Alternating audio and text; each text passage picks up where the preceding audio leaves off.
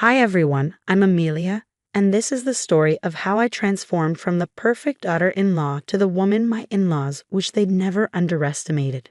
2 years ago, I married Marcus Thompson, believing I found my happily ever after. He was charming, successful in real estate, and seemed to appreciate my intelligence. But I quickly realized I hadn't married just him. I'd walked straight into a den of pretense and judgment. Darling, that dress. Remind me where it's from again. Target? My mother-in-law, Victoria, would casually remark at family dinners. We really should take you shopping somewhere more appropriate. I'd smile politely, biting my tongue, clutching my master's degree in business like a shield. Meanwhile, Marcus would chuckle, oblivious to the constant jabs at my middle-class roots. You know, dear, Victoria once said, the Richardsons' daughter-in-law just redecorated their entire summer house. Such taste. Perhaps she could give you a few pointers. I'd had enough. Actually, I've been thinking about contributing more directly to the family, I said one evening. I'd like to apply for a position at Thompson Enterprises. The room fell silent. Richard, my father-in-law, nearly choked on his wine. How ambitious of you, Victoria sneered. The interview with Richard was even worse than I'd imagined. Sitting across from him in his imposing mahogany office, I handed him my resume. What makes you think you're qualified to work here? Being Marcus's wife isn't a skill set. I have extensive business knowledge and… Listen, dear, your job is to be a good wife to my son. Leave the business to those who understand it. That night, I called my best friend Sarah, fighting back tears. Can you believe what he said to me? Girl, you need to show them who you really are. You've got a master's degree and they're treating you like you barely finished high school. Marcus says I should know my place. His exact words. And what exactly is your place, Amelia? Under their designer shoes. Then there was Amanda, Marcus's sister, who treated me like a stain on her Louboutins. One day, after brunch, she cornered me. You know, Amelia, I always wondered what my brother saw in you. Now I realize you're just convenient, quiet, moldable. I'm more than you think, Amanda. Are you? Because all I see is someone desperate to fit into a world she'll never belong to. That night, I stared at my reflection, wondering how I'd allowed myself to become invisible. My phone buzzed. It was Sarah again. You're not going to believe this, she said. Remember that business show I'm producing? We need someone with your expertise. I glanced at my forgotten degree, then at the photo of my perfect life with the Thompsons. Let me think about it, I said, not knowing this would be the first step in changing everything. I never meant to find those documents. I was just organizing Marcus's home office when a file labeled offshore holdings caught my eye. The numbers didn't add up. Millions were being siphoned from Thompson Enterprises into shadow accounts. Marcus, we need to talk about what I found in your office. You were snooping through my things? No, I was cleaning. And know your place. I'm your wife, not your accountant. His face turned red, veins bulging in his neck. No one would believe a nobody like you anyway. A few days later, Amanda burst into our house unannounced. Oh my God, Amelia, you'll never guess what I just saw. Actually, maybe I shouldn't tell you. What is it, Amanda? I caught Marcus and Jennifer at the Westbrook Hotel. They were, well, you can guess. My stomach dropped. Jennifer, Amanda's best friend, the one who was always hanging around our house. I have pictures, Amanda smirked. Don't worry, I won't show them to anyone, Amanda said with a smug smile. Marcus and I have an understanding now. When I confronted Marcus about Jennifer, Victoria somehow found out and called immediately. If you were a better wife, Marcus wouldn't need to look elsewhere, she snapped. You're too focused on your silly career dreams instead of your marriage. I hung up without a word and called Sarah. I can't do this anymore. Amelia, listen to me, she said firmly. Start documenting everything. I'll help you gather evidence. And you know what? Start that consultancy you've been talking about. I'll be your first client. That was the turning point. I began working late, telling Marcus I was taking online cooking classes. In reality, I was cracking a business plan and meeting potential clients in discreet coffee shops far from our neighborhood. That's where I met Lisa. Your analysis of market trends is impressive, she said, stirring her coffee. Have you considered sharing your insights on a larger platform? What do you mean? I asked. I host Business Breakthrough on Channel 8. We're always looking for fresh perspectives. My phone buzzed. A text from Marcus. Where are you? Mom's coming for dinner. Sorry, lost track of time at my cooking class. Well, hurry up, and Amelia, try not to embarrass me this time. I glanced at Lisa and then back at my phone. Actually, Lisa, tell me more about this platform. That night, Sarah called. Got everything documented. Marcus's embezzlement, Amanda's blackmail, the affair. It's all here. Just say the word. Not yet, I replied. But soon, let them think I'm nothing. They won't see me coming. I closed my eyes, mentally rehearsing my first TV segment.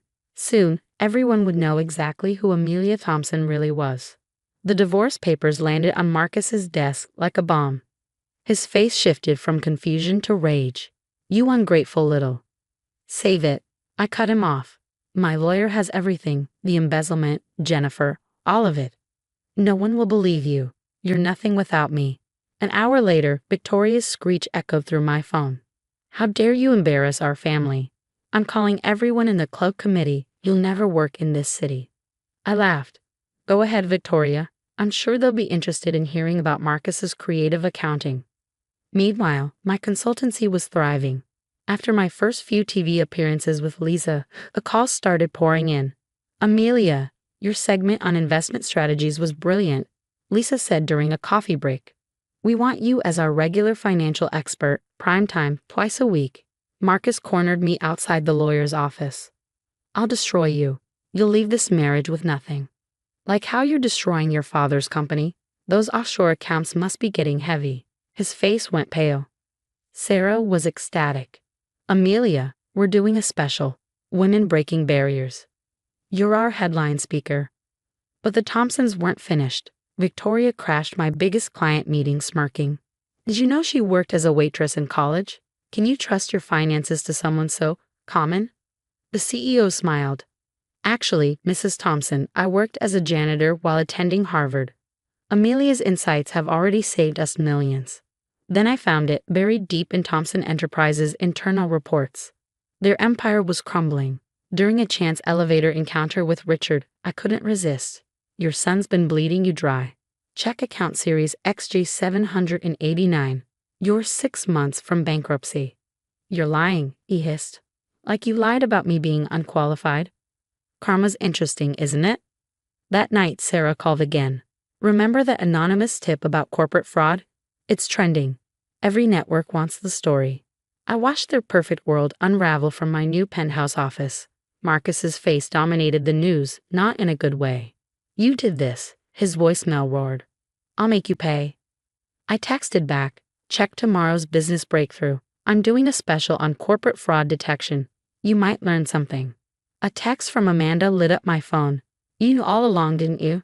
While I was blackmailing Marcus, you were building an empire. I smiled, thinking of tomorrow's show. The Thompsons wanted a perfect daughter-in-law. Instead, they got me, Amelia, the woman who brought their house of cards tumbling down. The next morning, my segment on corporate fraud detection went viral. The irony wasn't lost on anyone when federal agents stormed Thompson Enterprises. Today's top story: real estate mogul Marcus Thompson arrested on multiple charges of tax evasion and embezzlement, the news anchor announced. Sarah called, barely able to contain her excitement. Amelia, your episode broke all the records, and guess who sent that anonymous tip? Amanda, I said, unsurprised. Later, a final text from Amanda. I know it's too late, but I'm sorry. I sent everything I had to the feds. The pictures of Marcus and Jennifer, just the beginning. Jennifer, of course, was doing her best damage control on social media. I had no idea Marcus Thompson was involved in criminal activities. I am totally devastated by his deception. Right? Like she was devastated when she was spending my husband's stolen money. Victoria's social fall was nothing short of spectacular. At the country club, whispers turned to open disdain. How dare you show your face here after what your son did? But we didn't know, Victoria stammered. Really? Your daughter-in-law tried to warn you. You know, the one you said wasn't good enough. Meanwhile, my phone wouldn't stop ringing. International clients, speaking requests, book deals. Sarah was handling the overflow. London wants you for a financial crime symposium. Tokyo's offering a consulting contract. Oh, and Richard's been trying to reach you. I saw Richard waiting in my office lobby, looking decades older, his arrogance replaced by desperation. Amelia, please, we need your help. Your expertise could save what's left of the company. Like when I offered my expertise during that job interview. I was wrong. We were all wrong about you. Name your price. My price? I leaned in. How about the satisfaction of saying no? That's worth more than any consulting fee. Marcus called from jail. Baby, I've changed. I'll make it up to you. We can start fresh. Sorry, Marcus. I'm too busy being just a housewife to take your call. The business news couldn't get enough. Rising star Amelia Mitchell's consultancy expands to 3 continents. Meanwhile, Marcus faced 20 years behind bars. Victoria made one last attempt, cornering me at a charity gala. We're still family. You can't just walk away. Family? I smiled coldly. You made it clear I was never family. I was just the help who married above her station. Remember? Sarah watched as Victoria slinked away. Amelia, you realize you're living every wronged woman's dream. I glanced around at the respect, the success, the vindication. No, Sarah, I'm living my dream. The one they said I didn't deserve. Later that night, a package arrived. Amanda had sent it, my old nameplate from the Thompson house, the one that read the perfect daughter-in-law. Attached was a note. You were never meant to be perfect for them. You were meant to be perfect at being you. I placed the nameplate on my desk, right next to my latest achievement award.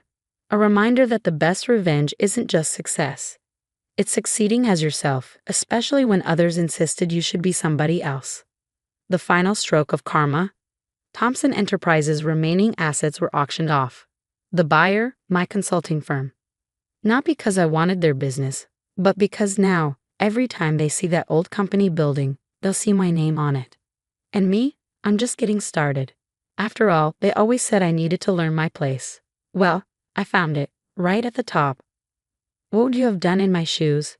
Exposed the fraud immediately, or played the long game, building an empire while they underestimated you? Sometimes, patience and strategy are more powerful than instant revenge. Drop your thoughts in the comments.